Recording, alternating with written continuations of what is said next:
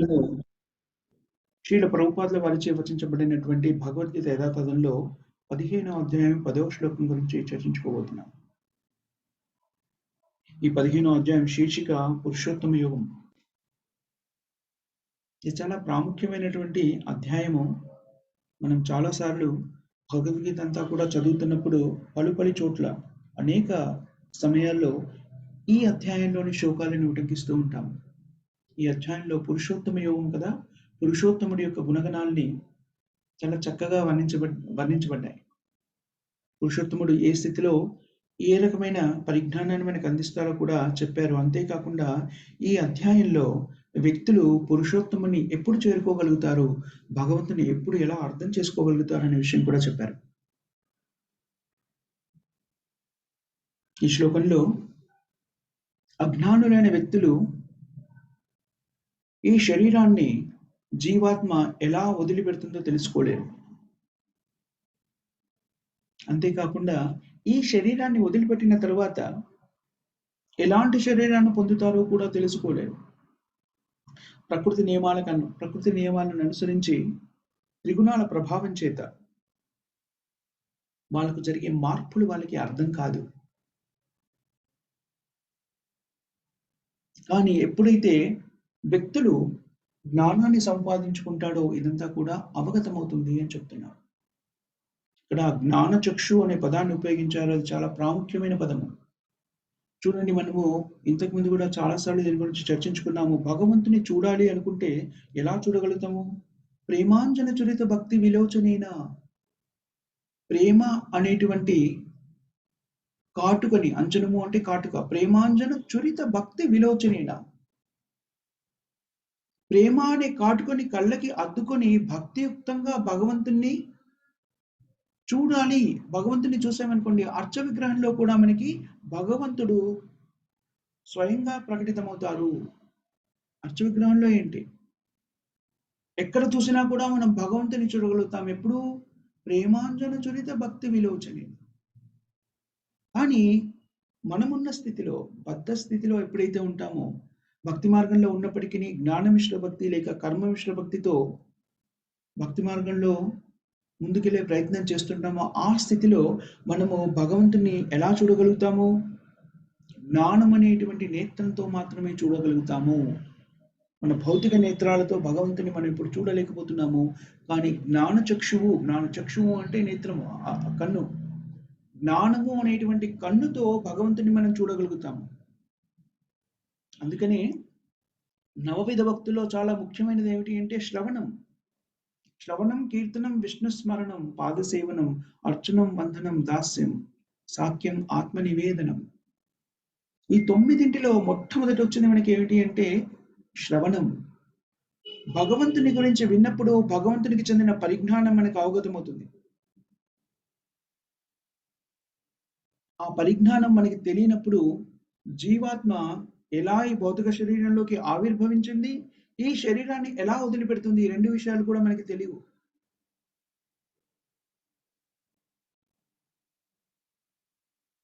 కర్మ సిద్ధాంతాన్ని అవగతం చేసుకోకపోతే, భగవద్గీత భాగవతం మనకి సరిగా అర్థం కాకపోతే, మనం చేస్తున్న ప్రస్తుత కార్యక్రమాలు మనకి మరో శరీరాన్ని ఎలా తయారు చేసి పెడుతున్నాయి అనే విషయము మనకి తెలియదు.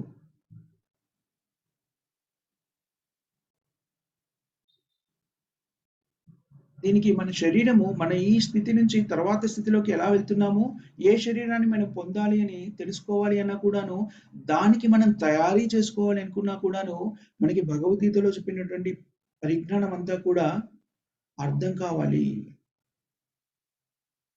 దానికి చాలా పరిజ్ఞానం కావాలి. ఆ పరిజ్ఞానం అంతా కూడాను మనకి భగవద్గీత ద్వారా లభిస్తుంది. అంతేకాకుండా భగవద్గీత లేదంటే శ్రీమద్ భాగవతము, చైతన్య చరితామృతము, ఇలాంటివన్నింటినీ కూడాను ఎవరి ద్వారా వినాలి?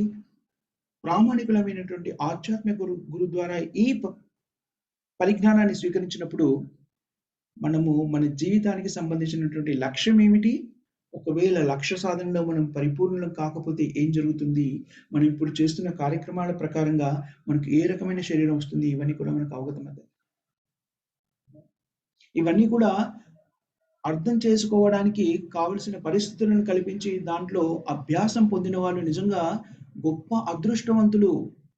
అలాంటి స్థితిని ఎవరు పొందుతారని మనం చాలాసార్లు చెప్పుకుంటాం 2 శ్లోకాల్లో. బహూనాం జన్మనామంతి జ్ఞానవాన్ మాం ప్రపద్యతే వాసుదేవ సర్వమితి సమహాత్మా సుదుర్లభ అని చెప్పుకున్నాం. ప్రతి జీవాత్మ కూడా తన శరీరాన్ని ఏదో ఒక క్షణంలో వదిలిపెడుతుంది. పుట్టిన వాళ్ళందరూ కూడా మరణించక తప్పదు. జాతస్య ధ్రువం మృత్యు. పుట్టిన వాళ్ళందరూ కూడా మరణించక తప్పదు. కానీ ఒక్కొక్క జీవాత్మ ఒక్కొక్క స్థితిలో తన శరీరాన్ని వదిలిపెడుతుంది. ముఖ్యంగా మనుష్య శరీరంలో ఉన్నటువంటి జీవాత్మ ఏ పరిస్థితుల్లో అది తన శరీరాన్ని వదిలిపెడుతుందో దాన్ని బట్టి తనకి తర్వాతి జీవితం అనేది ప్రాప్తిస్తుంది. భౌతిక ప్రకృతి యొక్క త్రిగుణాలచే ప్రభావితమైన వ్యక్తులు సప్త రజస్తమో గుణంలో స్థిరపడి వాళ్ళ గుణాలకి సరిపడేటువంటి కార్యక్రమాన్ని నిర్వర్తిస్తుంటారు అని నేర్చుకున్నాము. తమో గుణంలో స్థిరపడి ఉన్నటువంటి వ్యక్తి అదే గుణంలో స్థిరపడి తన శరీరాన్ని వదిలేస్తే వాళ్ళకి ఏం జరుగుతుంది? తర్వాతి జన్మ ఖచ్చితంగా వాళ్ళకి జంతు శరీరం లభిస్తుంది. రజోగుణ ప్రభావంలో స్థిరపడిన వ్యక్తి అదే స్థితిలో తన శరీరాన్ని వదిలేస్తే ఏం జరుగుతుంది?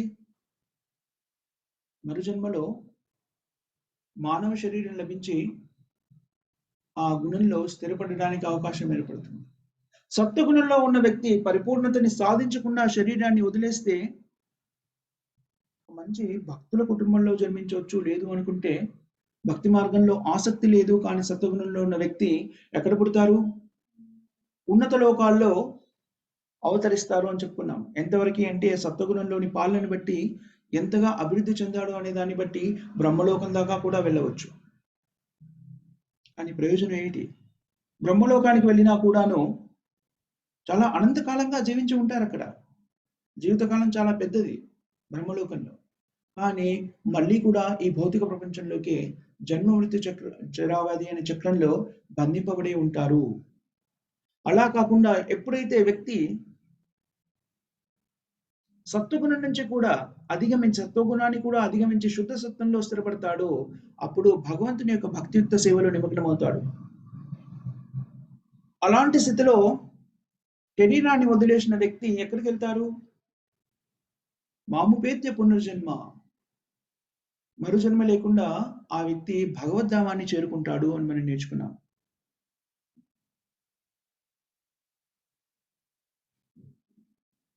భౌతికమైనటువంటి ఈ త్రిగుణాలకు లోబడి ఉన్నటువంటి వ్యక్తి బద్ధ జీవితంలో రకరకాల వేదనని అనుభవిస్తున్నాడు, అలాగే ఆనందాన్ని కూడా అనుభవిస్తున్నాడు. దేంట్లో?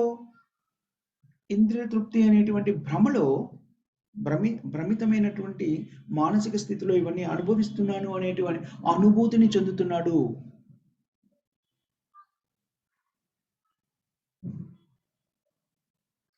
మనుషులు బద్ధ జీవితంలో అనంత కాలంగా కోరిక, మోహము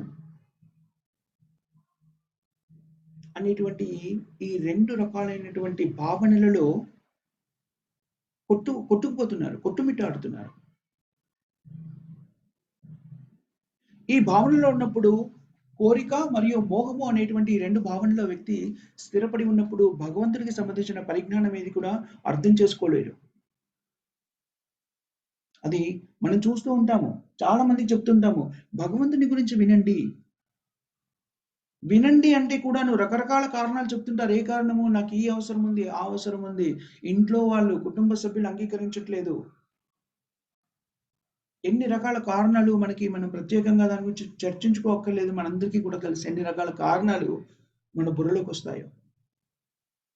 ఎందుకు? భగవంతుని గురించి వినకుండా ఉండడం కోసం. కానీ మానవ జీవిత లక్ష్యం ఏమిటి అంటే కేవలం భగవంతుని యొక్క భక్తియుక్తమైన సేవలో నిమగ్నం అవడమే. మిగిలినవన్నీ కూడాను ఎలాంటివి? అనవసరమైనటువంటివి. ఒక ప్రయోగం చేస్తున్నప్పుడు ప్రయోగ లక్ష్యం ఒకటైతున్నప్పుడు ఆ ప్రయోగాన్ని పూర్తి చేసే ప్రాసెస్ ఏదైతే ఉందో, పద్ధతి ఏదైతే ఉంటుందో అది చేస్తున్నప్పుడు కొన్ని బై ప్రోడక్ట్స్ అంటారు, సైడ్ ప్రోడక్ట్స్ అవి ఉద్భవిస్తూ ఉంటాయి. ఇదిగో మన దైనందిన జీవితంలో మనం చేసే పనులన్నీ కూడా బై ప్రోడక్ట్స్, వాటి వెనకబడతాం మనం. అవసరం లేని వస్తువులు ఇవన్నీ కూడా. కేవలము ఆత్మని శరీరాన్ని ఒక చోట ఉంచడానికి కాస్తో కూస్తో అవసరం అంతే. నిన్న ఉదయము భాగవతం చదువుకుంటున్నప్పుడు ఒక మాట చెప్పుకున్నాము. 4 రకాలైన వ్యక్తుల్ని ప్రభుపాదుల వారు 4 రకాలైనటువంటి జీవాత్మలతో, జంతు జీవులతో పోల్చారు. అవి చాలా చక్కనివి. అవి ఎంత అది మనం కాస్త మనసును కేంద్రీకరించి వాటి గురించి చదువుకున్నాము అంటే మనకి మన జీవితం కూడాను అర్థమవుతుంది. మనం ఏం చేయాలి, ఏం చేస్తున్నాము అనేటువంటిది ఆత్మావలోకనం చేసుకోవడానికి అవకాశం ఏర్పడుతుంది. మనం నేర్చుకున్నాము గాడిద చాకలి వాడికి ఉదయమే బుట్టల కొద్దీ బట్టల్ని వెనక వేసుకొని తన వీపు మీద వేసుకొని ఆ భయంకరమైన వరులు మోస్తూ సరస్సుకో లేకపోతే వాగుకు, చెరువుకో ఎక్కడైతే అతను బట్టలు తీసుకెళ్తాడో అక్కడ దాకా ప్రయాణం చేస్తుంది. మళ్ళీ అవన్నీ ఉతికి ఆరేసిన తర్వాత ఆ గుట్టెడు బట్టల్ని మళ్ళీ వెనక్కి తీసుకొస్తుంటాడు. ఈ మధ్య కాలంలో యజమాని అది సరిగ్గా నడవకపోతేనో, స్లోగా నడిస్తేనో మందలిస్తూ ఉంటాడు, శిక్షిస్తూ ఉంటాడు. అవన్నీ వదిలేసిన తర్వాత ఎండ్ ఆఫ్ ద డే చివరికి కొంత గడ్డిని దానికి అందిస్తాడు. ఆ గాడిద ఎలాంటి పని చేస్తుంది? రోజంతా కష్టపడుతుంది. ఎందుకోసమని? కొంత గడ్డి కోసం, పచ్చగడ్డి కోసం. నిజం చెప్పాలంటే ఆ పచ్చగడ్డి ఎక్కడ పడితే అక్కడ విరివిగా దొరుకుతుంది. అది చాకలి దగ్గర పని చేయవలసినటువంటి అవసరం లేనే లేదు. అయినా కూడా అజ్ఞానంతోని అది ఆ చాకలి దగ్గర బంట చాకిరీ చేస్తుంది. అలాంటిదే కామ్యకర్మల్లో నిమగ్నమైనటువంటి వ్యక్తి చేసే పని దాంతో పోల్చారు. గాడిదలాగా పనిచేస్తారు ఉదయం నుంచి సాయంత్రం దాకా. ఎందుకని? నన్ను నేను పోషించుకోవాలి అని. కానీ భగవంతుడు చాలా స్పష్టంగా ఈ సృష్టిని సృష్టించినప్పుడు, దీంట్లోకి జీవాత్మల్ని ప్రవేశపెట్టినప్పుడు వాళ్లకు కావలసిన అవసరాలని తీరడానికి ఏర్పాట్లన్నీ పూర్తి చేశారు. ఆ విషయము అవగతం కాక, ఆ పరిజ్ఞానం లేకుండా ఒకరు గొడ్డి చాకిరీ చేస్తారు. మరికొంతమంది ఉంటారు, వాళ్ళని ఎవరితో పోల్చారు శాస్త్రంలో? కుక్కలతో పోల్చారు. కుక్క ఎలాంటి వాడు? కుక్క యొక్క జీవితం ఎలా ఉంటుంది? కుక్క దేనికి ప్రాముఖ్యత వహిస్తుంది అంటే విశ్వాసానికి ప్రతీక కుక్క. కొంతమంది వ్యక్తులు చాలా విశ్వాసపాత్రంగా యజమాని దగ్గర పనిచేస్తూ ఉంటారు. ఆ యజమాని దగ్గర పనిచేసే కార్యక్రమంలో మిగిలిన వాళ్ళందరినీ కూడా దూరం పెట్టేసి ఉంచేస్తుంటారు. దానికి ఒక చక్కని ఉదాహరణ చెప్తారు. ఏమిటంటే, ఒక కుక్క ఉందనుకోండి, ఒక్కొక్కసారి మనము ఒక ఇంట్లో కుక్క ఉందనుకోండి, దాన్ని లోపల కట్టేసో లేకపోతే వదిలేసో ఉంచుతారు. మనము ఆ ఇంటి వైపు నుంచి వెళ్ళినా సరే అరిచి గగ్గోలు పెడుతుంది అది. నిజానికి మనం దాంట్లోకి దూరట్లేదు, ఆ ఇంట్లోకి దూరట్లేదు, ఏ దొంగతనం చేయాలని అనుకోవట్లేదు. కానీ దరిదాపుల్లోకి రాగానే అరిచేస్తుంటది.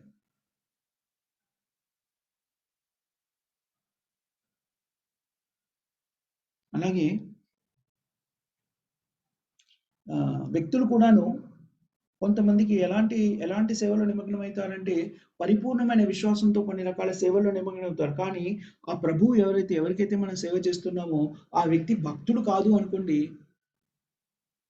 దానివల్ల మనకు లభించేది ఏమీ ఉండదు. కుక్క చాకిరీ అంటారు చూడండి.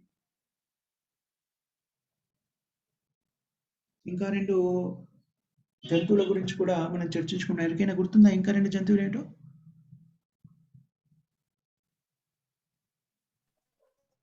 కుక్క ఒకటి, ఇంకొకటి ఏం చెప్పుకున్నాం మనం ఇందాక?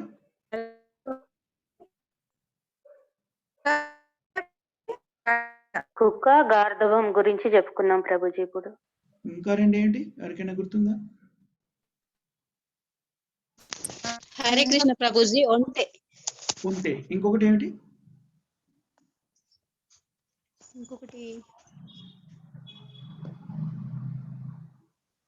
గాడిద, ఒంటె,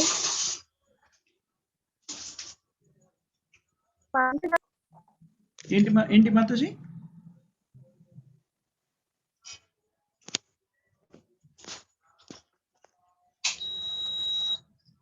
సరే, ఒంటె గురించి మాట్లాడుకుందాం. ఇంకా ఎవరికైనా గుర్తొస్తే అది చెప్పండి. ఇంకో జంతువు దేని గురించి మనం మాట్లాడుకున్నాము? ఒంటె ఎలా జీవితాన్ని గడుపుతుంది? ఒంటెకి చాలా రుచికరమైనది, ఇష్టమైనది ఏమిటంటే ముళ్ళ చెట్లు. ఉంటే ముళ్ళ చెట్ల యొక్క ముళ్ళని నములుతుంది. అది అలా నమిలినప్పుడు దాని నాలుక చిట్లిపోతుంది. నాలుక చిట్లి ఆ నాలుక నుంచి రక్తము స్రవిస్తుంది. రక్తం ఉన్నప్పుడు అది ఎలాంటి రుచి లేకపోతే ఏ రకమైన అనుభూతిని అయితే పొందుతుందో అదేమనుకుంటుంది అంటే ఈ ముళ్ళ నుంచి దానికి ఆ రుచి వస్తుంది అనుకుంటుంది. తద్వారా తన రక్తాన్ని తానే చిందించుకుంటూ ఈ ముళ్ళ నుంచి వస్తున్నటువంటి ఆనందము అనుకొని దాన్ని అనుభవిస్తూ ఉంటుంది. దాన్ని ఎవరితో పోల్చారు అంటే వ్యక్తులు ఇలా స్వల్పమైన ఆనందం కోసమే మైథున తృప్తి కోసం పాకులాడే వ్యక్తిత్వాల గురించి ఈ విషయం చెప్పారు. మోహము, లస్ట్. దాన్ని చర్చించుకుంటూ మనకి శాస్త్రంలో ఒక విషయం చెప్పారు. ఒక వీర్యపు చుక్క ఉద్భవించడానికి 64 చుక్కల రక్తము అవసరమవుతుంది. మరి మైథున తృప్తి కోసం పాటుపడుతున్నప్పుడు వ్యక్తులు ఎంత తమ సొంత రక్తాన్ని వృధా చేసుకుంటున్నారు అనే విషయం శాస్త్రం చర్చిస్తుంది. ఆ విషయం అవగతం కాక ఒంటెలాగా కొంతమంది తమ జీవితాన్ని సాగిస్తూ ఉంటారు. వీళ్ళందరూ కూడాను దేని ప్రభావం చేత ఈ రకమైన ప్రక్రియలో పాల్పంచుకుంటున్నారు? మాయా ప్రభావం చేత, అజ్ఞానం చేత. ఎందుకని ఇలా జరుగుతుంది? వ్యక్తులు తాము శరీరం కాదు ఆత్మ అనేటువంటి విషయాన్ని అర్థం చేసుకోకపోవడం మూలంగా ఇదంతా కూడా పరిణమిస్తుంది. ఎప్పుడైతే వ్యక్తులు తమను తాము ఈ శరీరంతో గుర్తించుకుంటారో, శరీరం ద్వారా లభ్యమయ్యేటువంటి ఆనందమే అంతిమ లక్ష్యము అని ఎప్పుడైతే భావిస్తారో ఇలాంటి ప్రక్రియలో నిమగ్నం అవుతారు. అది దేనికి కారణమవుతుంది? రకరకాల వేదనలకి అది కారణమవుతుంది. భౌతిక ఇంద్రియతృప్తిని మనం పొందుతున్నాము, తద్వారా ఆనందాన్ని అనుభవిస్తున్నాము అనేది కూడా నిజానికి భ్రమ లాంటిది. భ్రమ అంటే సంపూర్ణంగా అసత్యమని కాదు, కానీ చాలా స్వల్పమైన ఆనందం కోసము ఎంతో ఎంతో ఎంతో కష్టపడతాం, అమితంగా కష్టపడతాం. మనం కష్టపడితే చిన్న ఆనందపు చుక్క చిన్న దొరుకుతుంది అన్నమాట. ఎలాంటిది అంటే భౌతిక ప్రపంచంలో మనకు లభించే ఆనందాన్ని ఎలా చెప్పారు అంటే, ఎడారిలో నడుస్తున్నప్పుడు భయంకరంగా దాహం వేస్తోంది, వాళ్ళకి లీటర్ల కొద్ది నీళ్లు తాగినా తృప్తి పొందలేము అన్నటువంటి దాహంతో ఉన్నవాడికి ఎలాంటిది ఇస్తుంది? వాడికి ఒక్క చుక్క నీటిని సరఫరా చేయడం లాంటిది. ఒక్క చుక్క. దానివల్ల ఏమైనా ప్రయోజనం ఉందా? వాడికి సంతృప్తి కలుగుతుందా? మనకు భౌతిక ప్రపంచంలో కలిగే ఆనందం కూడా అలాంటిదే. మనము ఆనందోభ్యాస్యాత్, భగవంతుని యొక్క స్థితి ఆనందోభ్యాస్యాత్ అని చెప్పారు. ఎప్పుడు ఆనందమయ స్థితిలో ఉండేవాడు భగవంతుడు. మనం భగవంతుని యొక్క అంశలు. మనం కూడా ఎప్పుడు కూడా ఆనందమయ స్థితిలో ఉండేటువంటి చైతన్యం అనేది. మనం కూడా భగవంతుని అంశ కాబట్టి. కానీ బద్ధ జీవితంలో, భౌతిక ప్రపంచంలో ఇలాగా మనం ఎలాంటి ఆనందాన్ని అనుభూతి చెందుతున్నామంటే, ఎడారిలో దాహంతో తపిస్తున్నటువంటి వ్యక్తికి ఒక్క చుక్క నీటిని అందిస్తే వాడికి ఎలాంటి సంతృప్తి కలుగుతుందో, మనకి భౌతిక ప్రపంచంలో అనుభవించే ఆనందం కూడా అంతే సంతృప్తిని అందచేస్తుంది. నిజమైన ఆనందము సంతృప్తికరంగా కావలసినంత మంచినీటిని తాగి తద్వారా మన దాహార్తిని తీర్చుకోగలిగేటువంటి పరిస్థితి ఎప్పుడు ఏర్పడుతుంది అంటే, మనం భగవద్భక్తిలో నిమగ్నమైనప్పుడు కలిగేటువంటి ఆనందం ద్వారా మనము సంపూర్ణంగా తృప్తి చెందగలుగుతాము. లేకపోతే ఈ భౌతికమైన విధానాల ద్వారా మనం ఆనందాన్ని పొందాలి అనుకుంటే ఆ ఉదాహరణ శాస్త్రంలో చెప్పబడింది మనకి. ఎడారిలో తపిస్తున్న, నీటి కోసం తపిస్తున్న వ్యక్తికి నీరు చూపించి ఒక్క చుక్క మాత్రమే ఇచ్చారు. ఒక చుక్క. దానివల్ల ఏమైనా ప్రయోజనం ఉందా? ఈ విషయము అర్థం కాకపోతే, మనకి పరిజ్ఞానం లేకపోతే, ప్రామాణికమైన పరిజ్ఞానాన్ని మనం స్వీకరించలేకపోతే మనం భౌతికమైన సంతృప్తి కోసము పాకులాడుతుంటాము. ఎవరికైతే ఈ ఆధ్యాత్మిక పరిజ్ఞానము వృద్ధి చెందుతుందో, ఎవరైతే ఈ ఆధ్యాత్మిక పరిజ్ఞానాన్ని స్వీకరిస్తారో వాళ్ళు ఆత్మ శరీరము వేరు అన్న విషయాన్ని గ్రహించగలుగుతారు.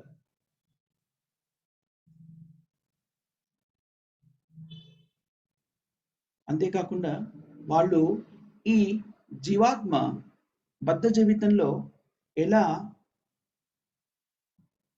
కష్ట నష్టాలకి గురి అవుతుందో కూడా తెలుసుకోగలుగుతారు. ఎవరైతే కృష్ణ చైతన్య మార్గంలో వృద్ధి చెంది ఉంటారో,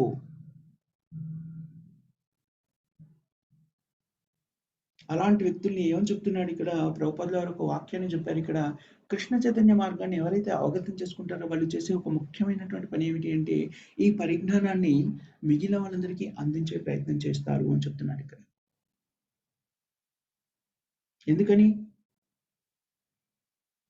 వాళ్ళ యొక్క బద్ధ జీవితము ఎంతో క్లిష్టకరమైంది అని అర్థమవుతుంది కాబట్టి వాళ్ళందరూ కూడాను భగవంతుని యొక్క అంశలే అనేటువంటి విషయం అవగతమైనప్పుడు ఈ భగవద్ జ్ఞానాన్ని వాళ్ళందరికీ పంచాలి, వాళ్ళందరికీ అందించాలి అనే ప్రయత్నం చేస్తుంటారు.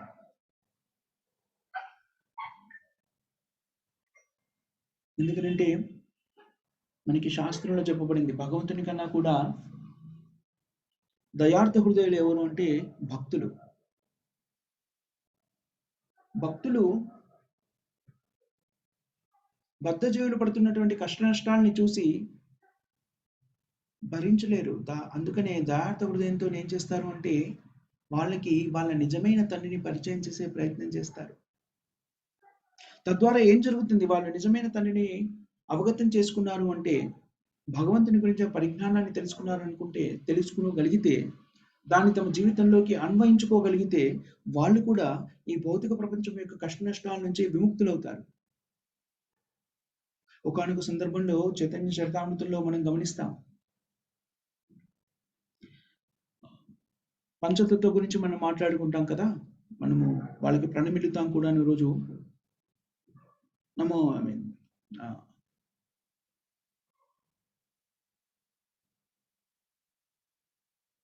పంచతత్వాన్ని ప్రణమిల్లినప్పుడు దాంట్లో అద్వైతాచార్యుడి పేరు కూడా వస్తుంది కదా.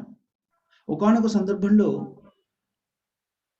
జై శ్రీకృష్ణ చైతన్య ప్రభు నిత్యానంద శ్రీ అద్వైత గదాధర శ్రీ వాసాది గౌర భక్త బృంద, వీళ్ళని పంచతత్వము అంటారు.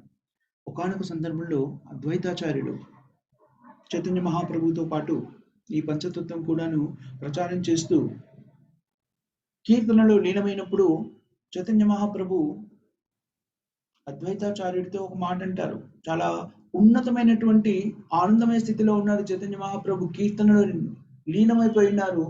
ఆ ఆనందానుభూతిలో అద్వైతాచార్యుని ఒకసారి అడుగుతారు, అద్వైత నీతో నేను చాలా సంతృప్తి చెందాను, నీకేం వరం కావాలో కోరుకో, ఈ క్షణంలో నువ్వు ఏది కోరుకున్నా దాన్ని నేను తీర్చేస్తాను అంటాడు. అద్వైతాచార్యుడు వెంటనే చైతన్య మహాప్రభుని ఏం కోరుకుంటారు? ఏ ప్రభు, ఈ జగత్తులో ఉన్నటువంటి బద్ధజీవులందరికీ కూడా విముక్తి చేయి స్వామి అని కోరుకుంటాడు. చైతన్య మహాప్రభు ఎంత ఆనందమయ స్థితిలో ఉన్నాడంటే తదాస్తు చేసేసాను పొమ్మంటాడు. నిజంగానే ఆ క్షణంలో బద్ధజీవులుగా ఉన్న వాళ్ళందరూ కూడాను మనకి శాస్త్రంలో తెలుపబడింది ఏంటంటే వాళ్ళందరూ కూడా ముక్తులైపోయారు. అలా అయిపోగానే ఈ భౌతిక ప్రపంచము మళ్ళీ ఇతర బద్ధజీవులతో మళ్ళీ నిండిపోయింది. సో చాలా మంది అడుగుతూ ఉంటారు, ఎప్పుడైనా వాళ్ళకి మనము కృష్ణ చైతన్యానికి సంబంధించిన పరిజ్ఞానాన్ని అందించినప్పుడు మీరు ఇవి చెప్తున్నారు, ఇదంతా బాగానే ఉంది, నేను ఏదో ఒక కార్యక్రమంలో నిమగ్నమై ఉండేటువంటి వ్యక్తిని, దీంట్లో నేను ప్రొఫెసర్ని, లేకపోతే దీంట్లో ఈ యజమానిని, బిజినెస్ నడుపుతుంటాను, లేకపోతే ఈ పని చేస్తుంటాను, ఆ పని చేస్తున్నాను చెప్తుంటారు. ఇప్పుడు ఆర్గ్యుమెంట్ కోసం అని వ్యక్తులు అడుగుతూ ఉంటారు, అందరూ భక్తి మార్గాన్ని స్వీకరిస్తే ఈ పనులన్నీ ఎవరు చేస్తారండి, ఎలా అండి అని అడుగుతుంటారు. దాని గురించి మనం ఏం భయపడక్కర్లేదు.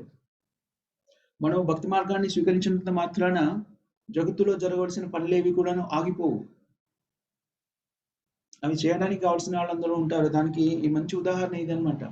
అద్వైతాచార్యులు కోరుకోగానే చైతన్య మహాప్రభు తీర్చేశాడు ఆ కోరికనని. మొత్తం జగత్తులో ఉన్నటువంటి బద్ధజీవులన్నీ కూడాను, జీవాత్మలన్నీ కూడాను ముక్తి పొందాయి కేవలము ఒక్క భక్తుడి యొక్క కృపతో.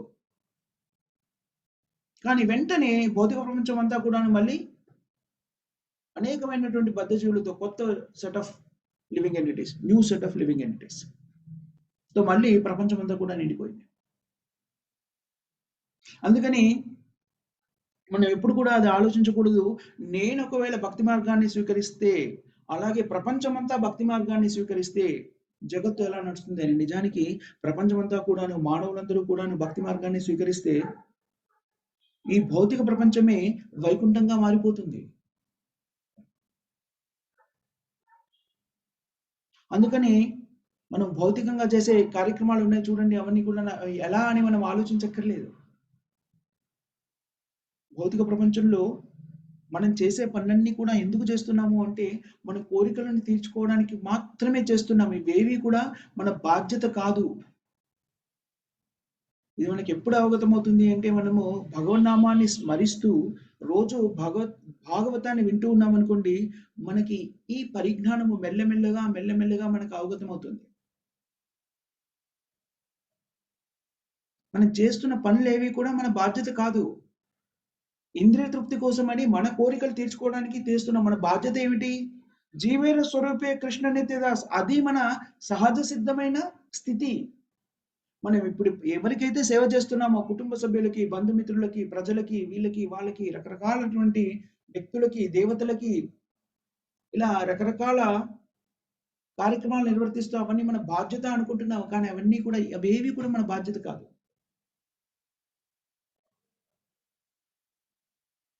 ఇలాంటి సత్యాన్ని మనము వేదశాస్త్రాల నుంచి అభ్యసించి నేర్చుకున్నప్పుడు చాలా మందికి ఒక ప్రశ్న వస్తుంది. ఏమిటి అంటే, మీరేమంటున్నారు? ఇప్పుడు మేము చేసే పనులన్నీ ఈ క్షణంలో అన్ని వదిలేసి ఏ అరణ్యాలకు వెళ్ళిపోవాలా? సన్యాసం స్వీకరించాలా? లేదు.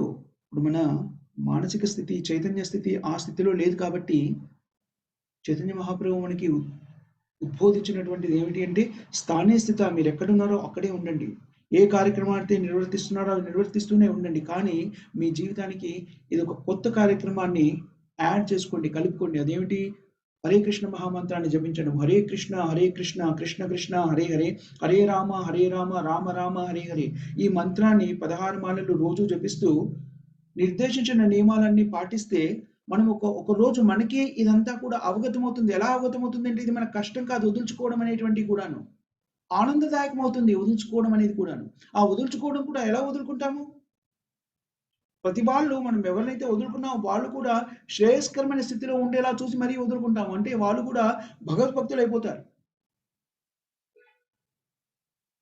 అందుకని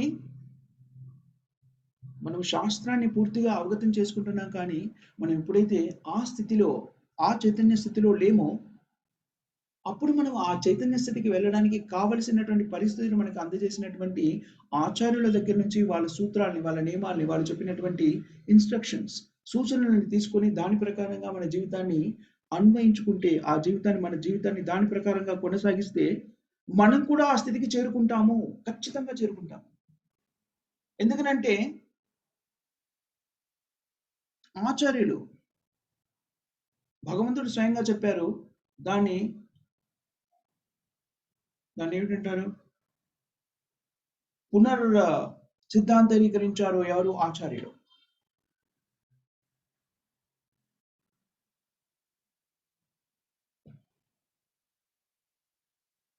యోమే వక్త స్ప్రణశ్యతి, యోమే వక్త స్ప్రణశ్యతి. భక్తులు ఏదైతే చెప్పారో భగవంతుడు దాన్ని తప్పకుండా సిద్ధించి తీరుతారు.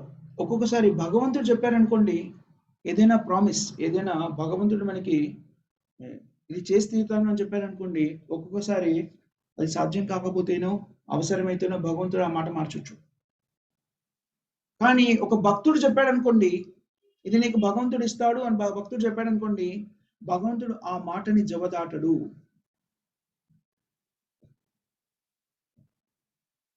ఏంటది? ఆ వెర్సులో ఏమొస్తుంది? ప్రతిజానంతే యోమై భక్త స్పృశతి. అర్జున,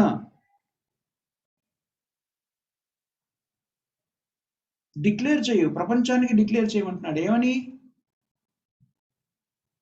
నా భక్తుడు ఎప్పుడు కూడా నశించిపోడు అనే విషయాన్ని నువ్వు డిక్లేర్ చేయమని చెప్తున్నాడు. ఎందుకని? భక్తుడు ఏదైతే చెప్తాడో భగవంతుడు ఖచ్చితంగా పాటించి తీరుతాడు.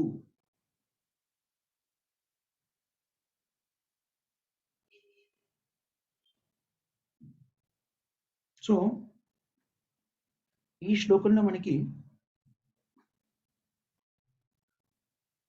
ఆ విషయానికి సంబంధించిన పరిజ్ఞానాన్ని ఇస్తున్నాడు. వ్యక్తులు ఎప్పుడైతే ఎలా పరిజ్ఞానాన్ని మనం సంతరించుకొని భక్తి మార్గంలో స్థిరపడగలుగుతామో, ఆధ్యాత్మిక జగత్తుని మనం ఎలా చేరుకోగలుగుతాము, ఏ స్థితిలో ఉన్నప్పుడు మనం ఆధ్యాత్మిక జగత్తుని చేరుకోగలుగుతాము అనే విషయాన్ని ఇక్కడ మనకి స్పష్టంగా తెలియజేస్తున్నారు. ఆధ్యాత్మిక స్థితికి పొందాలి అంటే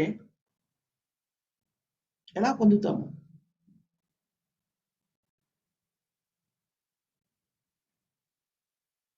జ్ఞానచక్షువు, జ్ఞానాన్ని సంపాదించుకోవడం ద్వారా మనము భగవంతునికి సంబంధించిన పరిజ్ఞానాన్ని, భగవంతుని చూడగలుగుతాం.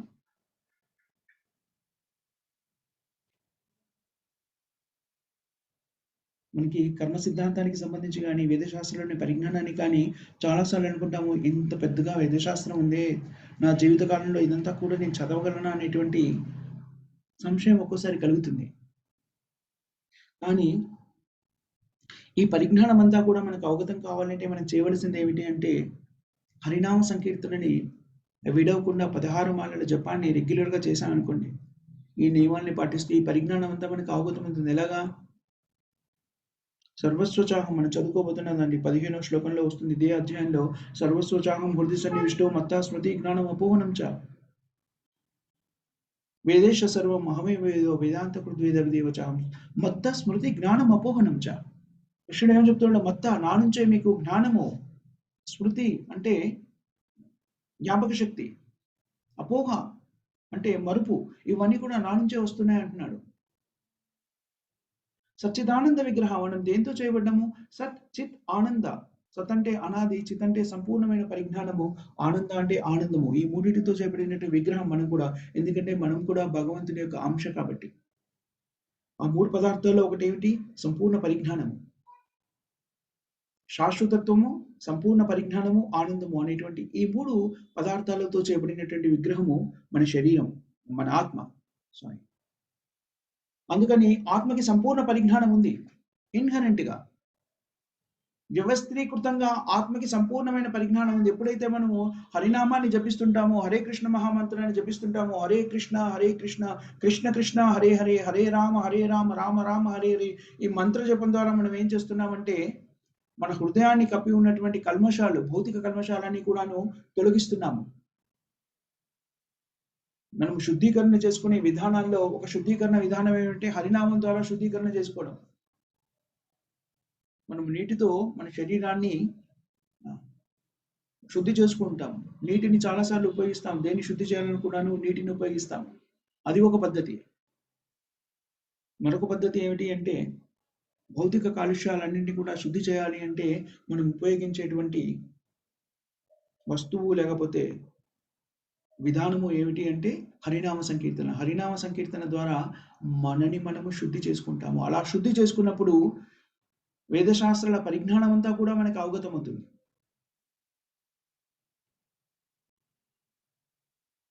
ఎప్పుడైతే వేదశాస్త్రాల పరిజ్ఞానం అవగతమవుతుందో, జ్ఞానము అనేటువంటిది ప్రాప్తిస్తుందో, జ్ఞానచక్షువు, జ్ఞానం అనేటువంటి కళ్ళ ద్వారా మన స్థితిని, భగవంతుని స్థితిని, మనకి భగవంతుడికి మధ్య ఉన్న సంబంధాన్ని మనము తెలుసుకోగలుగుతాము. అప్పుడు మనకి ఈ విషయం కూడా తెలుస్తుంది, మనం ఎలాంటి జీవితాన్ని గడుపుతున్నామో, ఈ జీవితాన్ని ఇలా గడిపితే ఈ శరీరం తర్వాత నేను ఏ శరీరాన్ని పొందే అవకాశం ఉంది, అది కూడా మనకి తెలిసిపోతుంది. ఎందుకంటే కర్మ సిద్ధాంతం అంతా కూడా అవగతమవుతుంది కాబట్టి ఆ విషయం కూడా తెలిసిపోతుంది. కానీ అవన్నీ తెలిసినప్పుడు, సంపూర్ణమైన పరిజ్ఞానం మనకి లభించినప్పుడు మనము కూడని కార్యక్రమాలు చేయడానికి ఇష్టపడము. ఎందుకని? మనం ఇందాక నేర్చుకున్నాం కదా, ఏమనుకున్నాము? ఈ సంపూర్ణ పరిజ్ఞానం ఎప్పుడు వస్తుంది అంటే, హరే కృష్ణ మహామంత్రాన్ని చక్కగా ప్రతిరోజు ఆచార్యులు తెలిపినట్టుగా మనము అభ్యాసం చేసినట్టయితే, దాన్ని జపించినట్టయితే మనకు జ్ఞానము ప్రకటితమవుతుంది అనుకున్నాను. ఆ జ్ఞానము ప్రకటితమైనప్పుడు మనం ఎలాంటి స్థితిలో ఉంటాము? ఎందుకంటే హరే కృష్ణ మహామంత్రాన్ని జపిస్తూ హృదయాన్ని శుద్ధి చేసుకున్నాము. జ్ఞానం అనేది కూడా ప్రభావితమైంది కాబట్టి, అది ప్రకటితమవుతుంది కాబట్టి మనము కూడని పనులు చేయాలి అనుకోము. భౌతిక ఇంద్రియ తృప్తిలో ఆసక్తి ఉండదు. చూడండి, ఏదైనా వస్తువు చేదుగా ఉందనుకోండి, మనం తినడానికి ఇష్టపడం కదా, కొంచెం పెట్టుకొని చాచా తుతుదు అనేస్తాం. అదే విధంగా మనకి ఎప్పుడైతే జ్ఞానము ప్రస్ఫుటమవుతుందో హృదయంలో, భక్తి మార్గంలో స్థిరపడతామో, అప్పుడు మనకి భౌతికమైన ఇంద్రియ తృప్తి అలాగే కనబడుతుంది.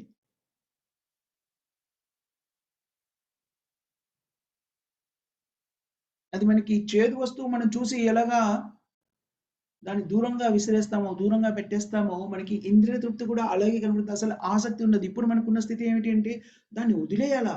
అదెలా? అది లేకుండా ఎలా జీవిస్తాం? అనేటువంటి స్థితిలో ఉన్నాము. కానీ ఎప్పుడైతే జ్ఞానము ప్రకటితమవుతుందో, అప్పుడు అదే అది చేయాలా? ఎంత తుచ్చమైన పని అనిపిస్తుంది మనకి.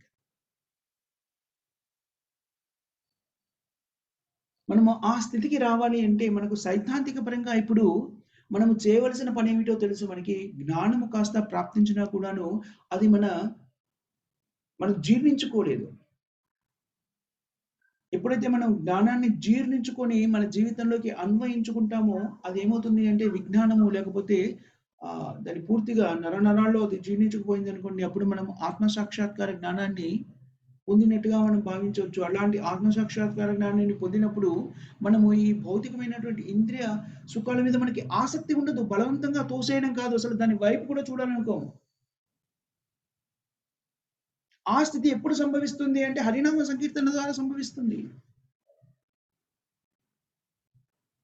సో, మనము ఏ స్థితిలో ఉండాలి? ఈ జన్మలో ఎలా ఉన్నామో మరు జన్మ అనేటువంటిది ఎలా ఉండాలి మనకి?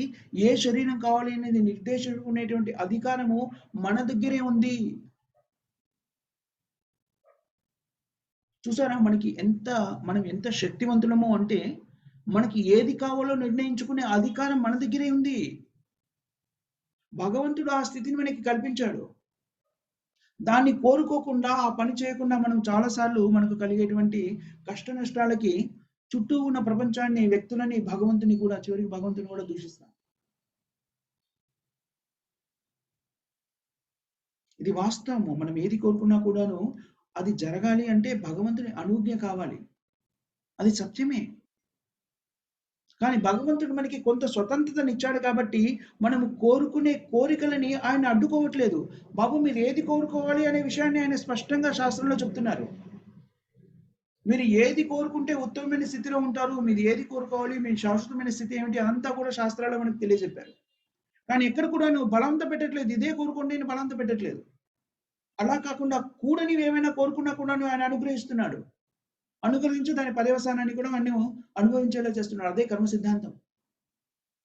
చాలా మంది అంటుంటారు, భగవంతుడే అన్నీ చేయగలిగినప్పుడు నేను అలా కోరుకోకుండా భగవంతుడే చేస్తే గొడవ అయిపోతుంది కదా అని.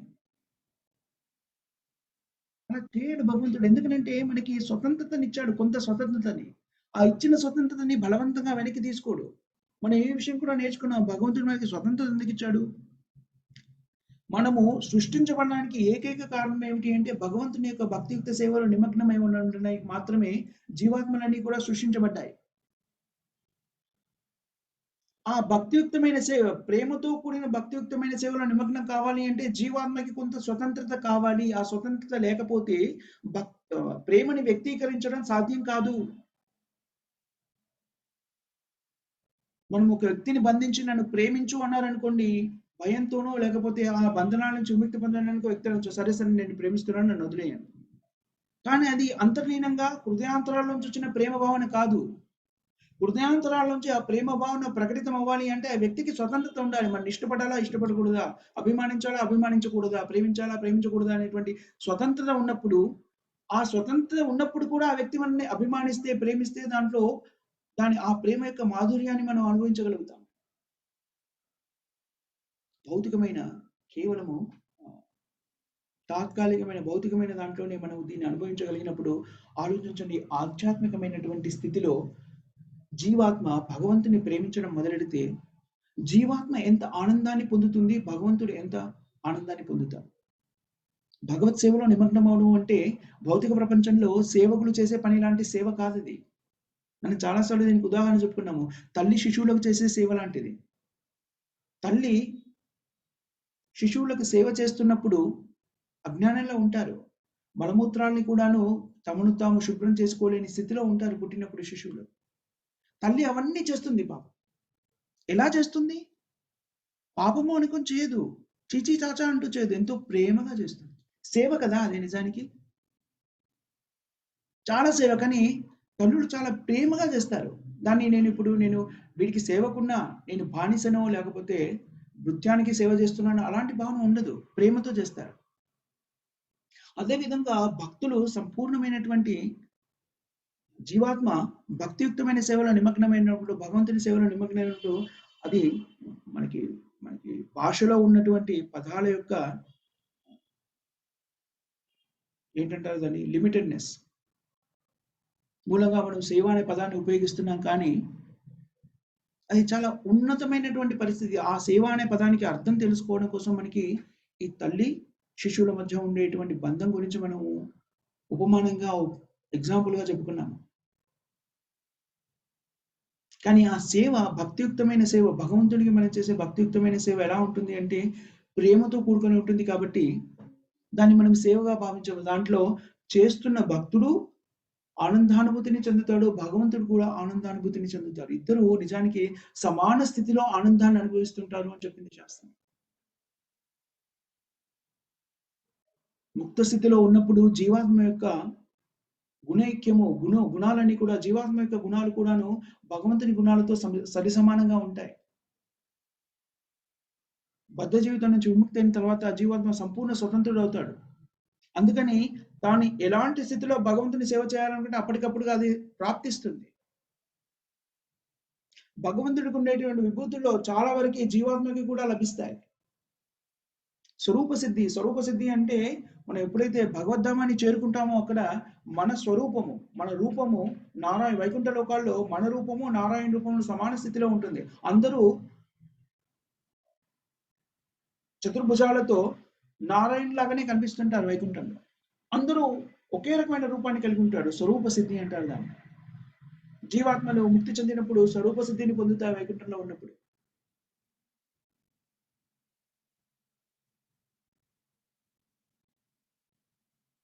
సో మనం ఎప్పుడైతే మనము ఈ పరిజ్ఞానాన్ని అవగతం చేసుకుంటామో భక్తియుక్త సేవలో నిమగ్నం అవడం సులభం అవుతుంది. అంతవరకు ఏమవుతుందంటే మనం బలవంతంగా చేస్తున్నాం అనేటువంటి ఒక అనుభూతి కూడా కలుగుతుంది. ఇది చేయాలి అంటే కూడా మనకి ఆసక్తి ఉండదు. కానీ ఎప్పుడైతే పరిజ్ఞానము అంటే జ్ఞానము అంటే మనం నిర్వచనం చెప్పుకున్నాము. అహం బ్రహ్మాస్మి జ్ఞానానికి చాలా సులభంగా గుర్తుపెట్టుకోవాల్సింది మనం చాలాసార్లు చెప్పుకున్నాము మన చర్చల్లో. అహం బ్రహ్మాస్మి, నేను ఈ శరీరం కాదు ఆత్మ అని తెలుసుకోవడమే జ్ఞానము. జీవేర స్వరూపే కృష్ణ నిత్యదాస్, అది విజ్ఞానము. అంటే మనం ఉండవలసిన స్థితి, మనం ఎవరు, మనం ఏ స్థితిలో ఉండాలి, ఇది జ్ఞానము విజ్ఞానము. ఇది మనకి ఎప్పుడైతే ప్రస్ఫుటం అవుతుందో మనము భక్తియుక్త సేవలో శ్రమ లేకుండా నిమగ్నం కాగలుగుతాము. కానీ మనకి ఆ సంపూర్ణమైన పరిజ్ఞానం విజ్ఞాన స్థితికి చేరుకోలేదు కాబట్టి, అది మన హృదయంలో జీర్ణించుకుపోలేదు కాబట్టి అంతవరకు కూడా. కానీ మనకి పరిజ్ఞానం తెలుసు. ఇప్పుడు మన స్థితి ఏమిటి అంటే ఇది సత్యము అని తెలుసు, కానీ అది చేయాలన్న ఆసక్తి మనకి ఇప్పుడు ఉండదు. ఎందుకనంటే మనము అనేక రకమైనటువంటి కామ్య కర్మల్లో నిమగ్నమై ఉన్నాం కాబట్టి. అందుకని మనం ఇప్పుడు చేస్తున్న భక్తిని ఏమంటారు అంటే కర్మ మిశ్ర భక్తి అంటారు. రకరకాల కర్మలు చేస్తూ కూడాను భక్తిలో కూడా భాగం పంచుకోవాలి అనేటువంటి తాపత్రయంతో ఉన్నాం. ఆ తాపత్రయం ఉన్నప్పుడు మనం ఏం చేస్తాము అంటే నిర్దేశించినటువంటి నియమాల్ని పాటిస్తాం.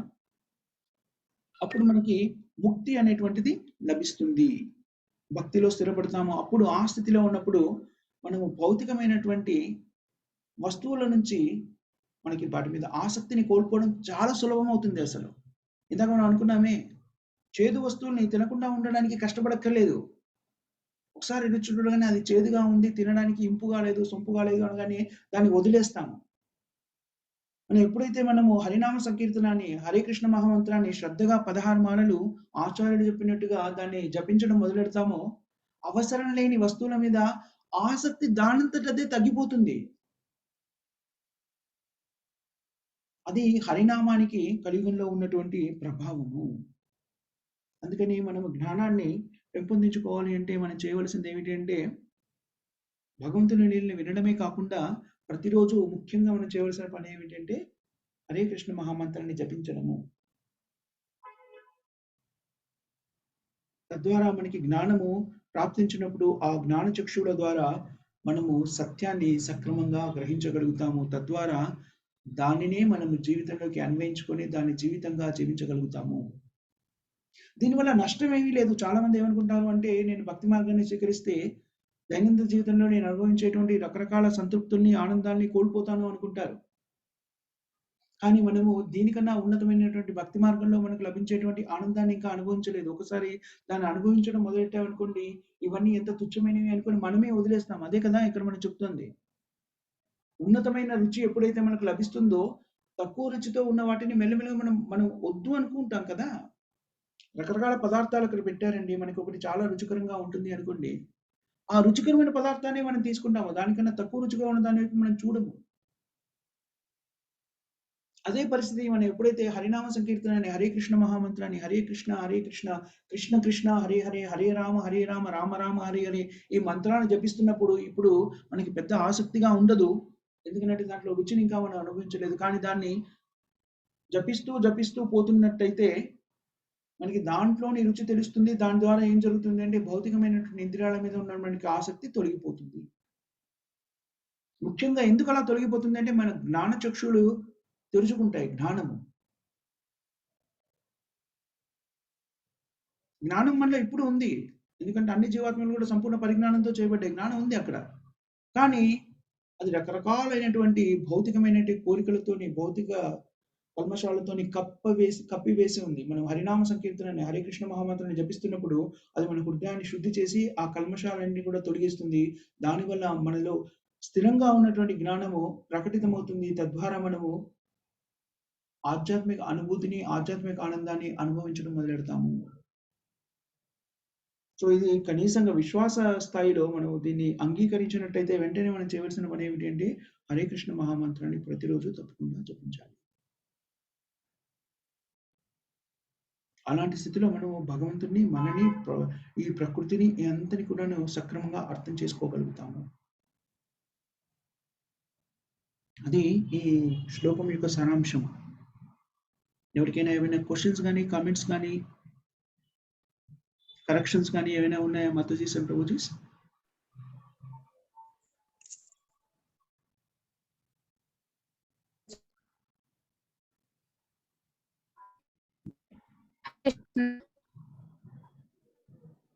ఎస్ మాతాజీ. అనిత మాతాజీ, మీ వాయిస్ సరిగ్గా వినిపించట్లేదు. ఇప్పుడు వినిపిస్తుందా ప్రభుజీ? ఇప్పుడు వినబడుతుంది మాతాజీ.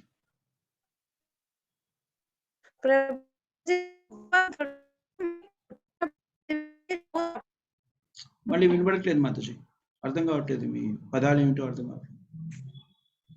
హరే కృష్ణ అనిత మాతాజీ, మీ వాయిస్ బ్రేక్ అవుతుంది మాతాజీ.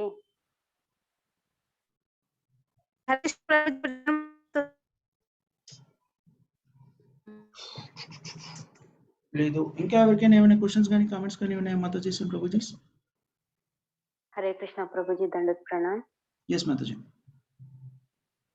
ప్రభుజీ, మీరు ఇంతకు ముందు అన్నారు కదా 64 చుక్కల రక్తము యూజ్ చేస్తేనే మైథున తృప్తి అని. అంటే సారీ, అడగొచ్చో నాకు తెలియదు. కాకపోతే అన్ని ఇప్పుడు లైఫ్ అంటే ఏదో ఒక ఆశ ఉన్నప్పుడే కదా ప్రభుజీ బతకాలి అనిపిస్తది. యాజ్ ఏ కండిషనల్ సోల్ అయితే ఇది ఇప్పుడు ఇదంతా తెలియని వాళ్ళకి అది ఓకే కదా ప్రభుజీ. తెలియని వాళ్ళని పట్టుకొని ఊరికే మైథున తృప్తి గురించి చెప్తే ఎట్లా అర్థమవుతుంది ప్రభుజీ? తెలిసిన వాళ్ళు సేమ్ అదే చేస్తేనేమో అనుకోవచ్చు. తెలియని వాళ్ళకి అది ఎట్లా ఆ నాలెడ్జ్ ఉంటది ప్రభుజీ? ఇంకొకటి ఏంటి అంటే ప్రభుజీ, రెండింటిని ఇప్పుడు స్పిరిచువల్లీ, మెటీరియల్లీ రెండింటిని ఈక్వల్ చూసుకోలేమా ప్రభుజీ? అది సాధ్యం కాదు మాతాజీ. ఎలా అంటే అదో ఇదో తగ్గుతూ పోవాలి. ఎందుకంటే మంటను రాజేస్తూ దాంట్లో నీళ్లు కూడా పోస్తూ అది ఎలా సాధ్యమవుతుంది? నీళ్లు తగ్గిపోయి మంట రాజేస్తున్నది పెరిగితే అగ్ని రాజుకుంటుంది. నీళ్లు పోయడం ఎక్కువైంది అనుకోండి, మంట చల్లారిపోతుంది. సో మీరు భౌతికము, ఆధ్యాత్మికము రెండింటిని కలిపేసి రెండు ఏకకాలంలో చేయడం సాధ్యం కదా అంటున్నాడు. దాన్ని ఏమిటంటే అభ్యాసంగా చేస్తున్నప్పుడు మనకి పద్ధతి తెలియజేశారు. మనం భౌతిక జీవితంలోనే జీవిస్తూ మన కుటుంబాన్ని, ఇతరత్ర అన్నింటినీ పోషించుకుంటూ మనము ఆధ్యాత్మికం వైపు ఎలా మెల్లమెల్లగా అడుగులు వేయాలి అనే విషయాన్ని మనకి స్పష్టంగా చెప్పారు. అందుకనే చైతన్య మహాప్రభు చెప్పారు కదా! స్థానే స్థిత. మీరెక్కడున్నారో అక్కడే ఉండి ఏది వదిలిపెట్టాల్సిన పని లేదు. మీరు దైనందిన జీవితంలో ఏం చేస్తున్నారో అది చేయండి. కానీ కేవలము హరే కృష్ణ మహామంత్రాన్ని జపించడాన్ని మీ జీవితానికి యాడ్ చేసుకోమని చెప్పారాయన. అదే కదా! మరి అలాంటి స్థితిలో ఉన్నప్పుడు మనం ప్రాథమిక దశలో ఉన్నప్పుడు కేవలం హరే కృష్ణ మహామంత్రాన్ని మాత్రమే జపిస్తున్నప్పుడు 2 కూడా చేస్తున్నాం కదా! ఏం వదిలిపెట్టలేదు కదా!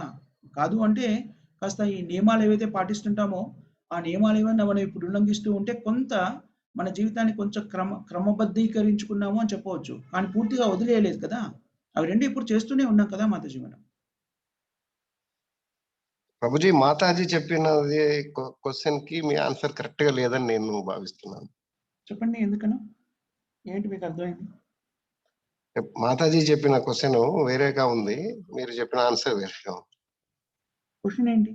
హరే కృష్ణ. కృష్ణబాబు ప్రభుజీ, నేను 2 క్వశ్చన్స్ అడిగాను. ఒకటి ఏంటి అంటే ఆధ్యాత్మికంగా భౌతికంగా రెండింటిని ఈక్వల్ గా మనం ఫాలో అవ్వలేమా అనేది ఒక క్వశ్చన్. అండ్ ఇంకొకటి మైథున తృప్తిలో మనం ఎంత మన ఎనర్జీ వేస్ట్ చేస్తున్నాం అన్నట్టుగా చెప్పారు. అది తెలియని వాళ్ళకి ఎలా అర్థం అవుతుంది అని అడిగాను. నేను రెండో క్వశ్చన్ కి ఇంకా ఆన్సర్ రాలేదేమో బహుశా ప్రభుజీ దగ్గర నుంచి. ప్రభుజీ అర్థమైందా? మీకేం క్వశ్చన్ అర్థమైంది? దానికి నేను చెప్పింది ఏం ఆన్సర్ అర్థమైంది? మీరు చెప్పండి 2 వాక్యాలలో సాధ్యమైతే. అంటే మీరు అంటే మామూలుగా మనం కృష్ణ మంత్రాన్ని జపిస్తూ రెగ్యులర్ గా లైఫ్ ని లీడ్ చేయమన్నది మెయిన్ కంటెంట్. అంటే 2 సమానంగా ఉన్నట్టే అని నేను ఫీల్ అవుతున్నా. మనము కృష్ణ మంత్రాన్ని యాజ్ ఇట్ ఈస్ గా జపిస్తూ రెగ్యులర్ లైఫ్ లో ఎటువంటి డిస్టర్బెన్స్ లేకుండా మనం మామూలుగా చేయాలనేది కదా ప్రభుజీ. ఇప్పుడు దాన్ని కదా మనం చర్చించుకున్నాం, అది ప్రాథమిక దశ ప్రభుజీ. కానీ మనం భౌతిక సేవలో పూర్తిగా నిమగ్నమై అభివృద్ధి చెందుతున్న కొద్దీ మనకి భౌతికమైనటువంటి కోరికలన్నీ నశించిపోతూ ఉంటాయి. అవి 2 ఏకకాలంలో చేయలేము సంపూర్ణంగా. ఇప్పుడున్న స్థితిలో అందుకనే మన స్థితిని ఏమని చెప్తారు అంటే, మనము భక్తి మార్గంలో ఇప్పుడు స్థిరపడి 16 మాలల జపం చేస్తున్నా కూడా అనేక రకమైనటువంటి కామ్యకర్మల్లో నిమగ్నమై ఉంటే దీన్ని కర్మమిశ్ర భక్తి అంటారు. మన కర్మలు చేస్తున్నాము, ఇది చేస్తున్నాము. కానీ ఈ కర్మల నుంచి కూడా మనం విముక్తులము. ఎలాగ విముక్తులమవుతాం? సంపూర్ణ భక్తియుక్తమైన సేవలు ఎలా ఉంటాము? ప్రతిదాన్ని కూడా కృష్ణుని కేంద్ర బిందువుగా చేసుకొని మన కార్యక్రమాలు నిర్వర్తిస్తున్నప్పుడు అది ఆ కర్మ మిశ్ర నుంచి భక్తిలోకి మారుతాం మనం. కానీ ప్రస్తుత స్థితిలో మనం ఎలా ఉన్నాము అంటే, మీరు చెప్పండి, మీరు చేయకూడని ఏమీ చేయట్లేదా? మీరని కాదు, మనలో అందరం కూడా మనం ప్రశ్నించుకున్నాం అనుకోండి, మనకు అర్థమవుతుంది కదా. చేయకూడని అన్ని కూడా వదిలేసి ఉన్నామా? మనం కేవలం ప్రతిదీ కూడా కృష్ణుని కేంద్ర బిందువుగా చేసే మనం చేస్తున్నామా? ముఖ్యంగా మొట్టమొదటి మనం అడగాల్సిన ప్రశ్న ఏమిటి అంటే, 4 నియమాలను పాటిస్తూ 16 మాలలు జపం చేస్తున్నామా మనము? అలా చేస్తూ పోతే మనకి ఏవైతే ఇప్పుడు చాలా ఇంపార్టెంట్ అని ఏమనిపిస్తుందో వాటి మీద ఆసక్తి మెల్లమెల్లగా తరిగిపోతుంది. అందుకనే మనము ఉన్నతమైన స్థితికి చేరినప్పుడు, మనం భక్తి మార్గంలో సంపూర్ణమైన స్థితిలో ఉన్నప్పుడు ఈ భౌతిక వాటి మీద మనకి ఆసక్తి తొలగిపోతుంది. అది 2 చేయవలసిన ఆవశ్యకతే ఉండదు. మనకు వాటి మీద ఆసక్తి, ఇంట్రెస్ట్ కూడా ఉండదు. ఇవి రెండింటిని బ్యాలెన్స్ చేయవచ్చు అంటే దానికి ప్రాథమిక దశలో ఏం చేయాలి అనేది చైతన్య మహాప్రభు స్వయంగా చెప్పాడు. స్థానే స్థిత, మీరు ఏ స్థితిలో ఉన్నారో ఆ స్థితిలో ఉండి భగవన్నామ స్మరణ చేయండి అని చెప్పారు. ఇది కరెక్ట్ ప్రభుజీ. మనకున్న స్థానాన్ని మనం వదిలిపెట్టకుండా ఇది చేయటం అంటే భగవంతుని ఇది చేయటం అనేది కరెక్ట్ అని నేను ఫీల్ అవుతున్నాను. ఇప్పుడు మన స్థానాన్ని ఏ పద్ధతిలోనైనా వదిలేసినా కూడా బంధాలని, బాంధవ్యాలు ఇవన్నీ కూడా డిస్టర్బ్ అవుతాయి కదా ప్రభుజీ. అంటే పోను మీరు అంటున్నది ప్రభుజీ, వదిలేయడము అంటే దాని అర్థము ఇప్పుడు కోరికల్ని మమకారం తగ్గించాలి. మమకారం తగ్గిందంటే కొంత వదిలినట్టే కదా. One second. మమకారము అనే దానికి ఎలా పెంచుకోవాలి, ఎలా తగ్గించాలి అనే దానికి మనకి శాస్త్రంలో చెప్పబడింది. ఆ మమకారము కృష్ణుని మధ్యలో పెట్టి సరైన పరిజ్ఞానంతో, భార్య మీద ఉన్న మమకారము, భార్య అంటే నేను ఆనందించడానికి, లేకపోతే భర్త అనుకోండి, మీరు ఎవరైనా మాతాజీస్ భర్త అని పెట్టుకోండి, ప్రభుజీస్ భార్య అని పెట్టుకోండి, వాళ్ళు నేను ఆనందించడానికి నిర్దేశించబడిన ఒక వస్తువు కాదు. అది కూడా భగవంతుని యొక్క ఆమె కూడా లేకపోతే అతను కూడా జీవాత్మ భగవంతుని యొక్క అంశ అనేటువంటి పరిజ్ఞానంతోని భగవంతుని నిర్దేశించిన ప్రకారంగా కార్యాన్ని నిర్వర్తిస్తూ మనము జీవితాన్ని కొనసాగిస్తే మనము మన కర్తవ్యాన్ని వదిలేసామో లేకపోతే ఇంటిని వదిలేసామో సన్యాసాశ్రమాన్ని స్వీకరించామని కాదు దాని అర్థము. కోరికని నశింప చేయడము అంటే దాని అర్థం ఏమిటి అంటే ఏ కోరిక లేకపోవడం అని కాదు. ఆ కోరికలని ఇప్పుడు చూడండి, మనకి వినాలనే కోరిక ఉంటుంది. ఆ వినడం ఏం వింటున్నామో అనేది ప్రాముఖ్యమైనటువంటి విషయం. ఒక రాజకీయ సందర్భానికి లేకపోతే క్రీడా వార్తలు వింటున్నానా, రాజకీయ వార్తలు వింటున్నానా, సినిమా కథలు వింటున్నానా అనేది ఒకటి, ఇంద్రియ తృప్తి కోసం చేసే పనులు. అలా కాకుండా భగవంతుడికి సంబంధించిన పరిజ్ఞానాన్ని, దివ్యలీలని, భగవద్గీతని, భాగవతాన్ని వింటున్నాను అనేది ఒకటి. వినడము అనేటువంటి ప్రక్రియను మానేయలేదు. ఏం వింటున్నాము అనే దాంట్లో తేడా వచ్చింది. అదేవిధంగా కోరిక నశించడము, కోరికలను తొలగించడము అంటే అసలు కోరికనే లేకపోవడం కాదు. అది నిరాకారవాదము. దాన్ని మనం అంగీకరించము. అది మన పద్ధతి కాదు. ఆ కోరికని భగవంతుని వైపు మళ్లించడం. సో ఇప్పుడు ఇందాక మాతో జరిగిన ప్రశ్న ఎలా ఉంది అంటే, నేను ఇంద్రియ తృప్తికి సంబంధించిన కోరిక, భగవంతుని కోరిక రెండింటిని ఏకకాలంలో తీర్చగలనా? కొంతకాలం వరకు కర్మమిశ్ర భక్తులుగా ఉన్నప్పుడు ప్రాథమిక దశలో అలాంటి స్థితి ఉంటే ఉండవచ్చు గాక. మనం భగవంతుని యొక్క చాంటింగ్ చేస్తుంటాము, మళ్ళీ దైనందిన జీవితంలో ఇంద్రియ తృప్తి చేస్తూ ఉంటాము. కానీ ఎప్పుడైతే మనం పరిపక్వతను సాధిస్తామో అవి రెండు సైమల్టేనియస్ గా రెండు అభివృద్ధి చెందుతూ పోవు. మనకి ఇంద్రియ తృప్తి మీద ఎక్కువ ఆసక్తి ఉంటే భక్తిని వదిలేస్తాము. భక్తిలో అభివృద్ధి చెందుతూ ఉంటే ఇంద్రియ తృప్తి మెల్లిమెల్లిగా తరుగుతూ వస్తుంది. ఇంద్రియ తృప్తి అంటే అర్థము అన్నింటినీ వదిలేసి ఏకాకిగా ఉన్నారని దాని అర్థం కాదు. మీరు అదే జీవితంలో ఉంటారు, అదే కుటుంబంలో ఉంటారు, అదే భార్య పిల్లలతో కలిసి ఉంటారు, కానీ మీ చైతన్యం మారిపోతుంది. అందుకనే దీన్ని ఏమన్నారంటే కృష్ణ చైతన్యము అన్నారు. చైతన్యము గమనించండి. అందుకని మనం ఎప్పుడైతే కృష్ణ చైతన్య మార్గంలో జీవిస్తుంటామో బాహ్యంగా చూస్తుంటే భక్తులు కూడా మనం చేస్తున్న పనులే, బద్ధజీవులు చేస్తున్న పనులాగే ఉంటాయి. తేడా పెద్దగా కనబడదు. అసలు తేడానే కనబడదు. ఎందుకంటే వాళ్ళు భుజిస్తారు, వీళ్ళు భుజిస్తారు. వాళ్ళు ఇంటిని పోషిస్తుంటారు, వీళ్ళు ఇంటిని పోషిస్తుంటారు. వాళ్ళకి సంతానం ఉంటుంది, వీళ్ళకి సంతానం ఉంటుంది. ఇలాంటివన్నీ బాహ్యంగా చూస్తే ఏం లేదు, వాళ్ళు పనిచేస్తున్నారు, వీళ్ళు పనిచేస్తున్నారు, అన్నీ ఒకేలా కనబడతాయి. కానీ వాళ్ళ చైతన్యంలోని మార్పు అది ఒకటి కర్మబంధనంలో బంధిస్తుందా లేక ముక్తులను చేస్తుందా అనేది డిసైడ్ చేసేటువంటిది. అందుకని దీన్ని కృష్ణ చైతన్యము చాలా ముఖ్యమైన విషయం. కాన్షియస్నెస్ అన్నారు. అందుకని ఈ రెండింటిలోనూ ఏకకాలంలో ఉండడం సాధ్యం కాదు ప్రభుజీ. ఇంద్రియ తృప్తిని పెంపొందించుకుంటూ భక్తిని పెంపొందించుకోవడం సాధ్యమయ్యే పని కాదు. అలా అనుకుంటే మనము పెద్ద భ్రమలో ఉన్నామని అర్థం. మన ఇంద్రియ తృప్తికి ఆసక్తి, కాంక్ష పెరుగుతుంది అనుకోండి, మనం భక్తిలో ఇంకా ప్రవేశించలేదు అని కూడా అనుకోవచ్చు. ఏదైనా నాకు తెలిసి ఇది టైం ఫ్యాక్టర్ అని నేను అనుకుంటున్నాను ప్రభుజీ. టైం అంటే మీరు అంటున్నట్టు ఈ ప్రాథమిక దశలో ఎంతవరకు ఆ దశ ఉంటుందనేది మనం చెప్పలేము. అంత్య దశ అంటే చివరికి వచ్చేసరికి అది ఏ స్థాయిలో ఏది తగ్గుద్దా ఏది పెరుగుద్దా అనేది టైం అనేది డిసైడ్ చేస్తుందని నేను ఫీల్ అవుతున్నాను. టైం అనేది ఎలా డిసైడ్ చేస్తుంది అంటే మన అభ్యాసాన్ని బట్టి ఉంటుంది. మనం ఎంత ఆసక్తిని చూస్తున్నామని. అది ఒకవేళ మనము భక్తి మార్గం చాలా ఉన్నతమైంది అని అనుకొని మనం ఇంకేమీ వదిలిపెట్టకుండా మనకి చేయవలసినటువంటి కార్యక్రమాలు ఏవైతే 4 చేయాల్సినవి 4 చేయకూడని దాంట్లో హరే కృష్ణ మహామంత్రాన్ని జపించడం అనేది చాలా ప్రాముఖ్యమైనది. అది చేస్తూ వెళ్ళామనుకోండి, ఇప్పుడు ఏం మనం కంగారు పడక్కర్లేదు, మన పనులు మనం చేసుకుంటూ వెళ్తాము. అలా చేస్తూ వెళ్ళండి, మీకే అర్థమైపోతుంటుంది దేని మీద ఆసక్తి పెరుగుతుంది, దేని మీద ఆసక్తి తగ్గుతుంది అనేటువంటిది. చేయకూడని పనుల మీద ఆటోమేటిక్గా మనకి ఆసక్తి తగ్గిపోతుంది. ఎలాగంటే మనకి ఎప్పుడైతే అసలు ఏమీ తినడానికి లేదు, క్షుద్బాధ ఉందనుకోండి, ఆకలితో అలమటిస్తున్నాడు అనుకోండి, కొంచెం చేదుకున్న వస్తువుని ఇచ్చినా కూడా వాళ్ళు తినేస్తారు. ఎందుకంటే ఆకలి తీర్చుకోవాలి అప్పుడు. కానీ దాంతోపాటు మీకు పంచభక్ష పరిమాణంలో రుచికరమైన పదార్థాలు కూడా పెట్టారనుకోండి, చేదుకున్న వస్తువుని మీరు ఎందుకు ముట్టుకుంటారు? ప్రత్యేకంగా చెప్పక్కర్లేదు, అరే చేదుకున్న వస్తువును కూడా ముట్టుకోకురా అని చెప్పక్కర్లేదు. మీకు పంచభక్ష పరిమాణాలు రుచికరమైన పదార్థాలు మీకు అందించినప్పుడు చేదుగా ఉన్న పదార్థం ఎందుకు తింటారు మీరు?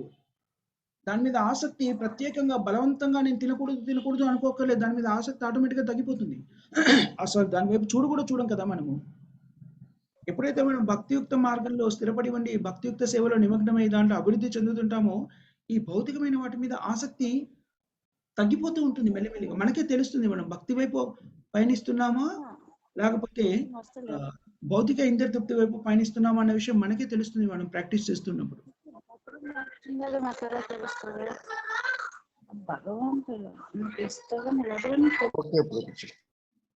అది మాతాజీ మీ మొదటి ప్రశ్న ఏదైతే అడిగారో, ఇంద్రియ తృప్తి వల్ల కలిగేటువంటి నష్టము జ్ఞానం లేకుండా ఎలా తెలుస్తుంది అని. అందుకే కదా మనము ఈ పరిజ్ఞానాన్ని అందిస్తున్నాము. జ్ఞానం ద్వారా తప్పకుండా మనకి ఆ పరిజ్ఞానం అనేది వస్తుంది. దాన్ని బలవంతంగా మన శక్తితో దాన్ని కంట్రోల్ చేసుకోలేము. ఋషికేశ సేవనం భక్తి ఉత్తమ అన్నారు. ఋషికేశుడు అందరి యొక్క ఇంద్రియాలకు అధిపతి భగవంతుడే స్వయంగా. కాబట్టి మనం భగవద్భక్తిలో ఉన్నప్పుడు మన ఇంద్రియాలని భగవంతుడు నియంత్రిస్తాడు. అదే కదా భక్తి అంటే ఏమిటి అంటే మన స్వతంత్రతని స్వచ్ఛందంగా భగవంతుడికి సమర్పిస్తున్నాము.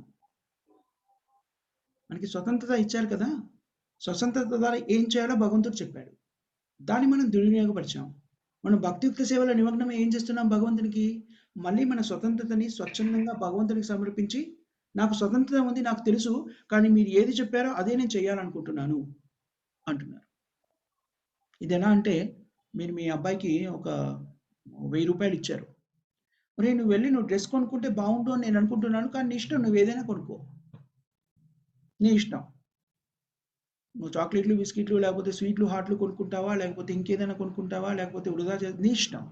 కానీ నేనేమనుకుంటున్నాను అంటే, వాడు అడిగాడు అనుకోండి, అమ్మ నువ్వేం తీసుకోవాలని నువ్వు అనుకుంటున్నావు అంటే, నువ్వు ఒక మంచి డ్రెస్ కొనుక్కుంటే బాగుంటుందిరా అనుకుంటున్నాను అన్నారు అనుకోండి. వాడు స్వచ్ఛందంగా ఏమన్నాడు, సరే అమ్మా నువ్వు ఇది కావాలంటున్నావు కదా, నేను అదే కొనుక్కుంటాను అనుకోండి. వాడి స్వతంత్రతని మీరు లాక్కోలేదు, కానీ వాడి స్వతంత్రతని స్వచ్ఛందంగా వాడు మీకు సమర్పించేశాడు. అదేవిధంగా మనము మన స్వతంత్రతని భగవంతుడికి సమర్పించడం అంటే, భగవంతుడు చెప్పిన నియమాల్ని మనము స్వచ్ఛందంగా స్వీకరించి పాటించాము అంటే మనం భక్తి మార్గంలోకి వెళ్తున్నామని అర్థం. భక్తి అంటే అదే, మన స్వతంత్రతని స్వచ్ఛందంగా భగవంతుడికి సమర్పించడం. This a very strong statement, కానీ మీరు గమనిస్తే మీకు అర్థమవుతుంది అది.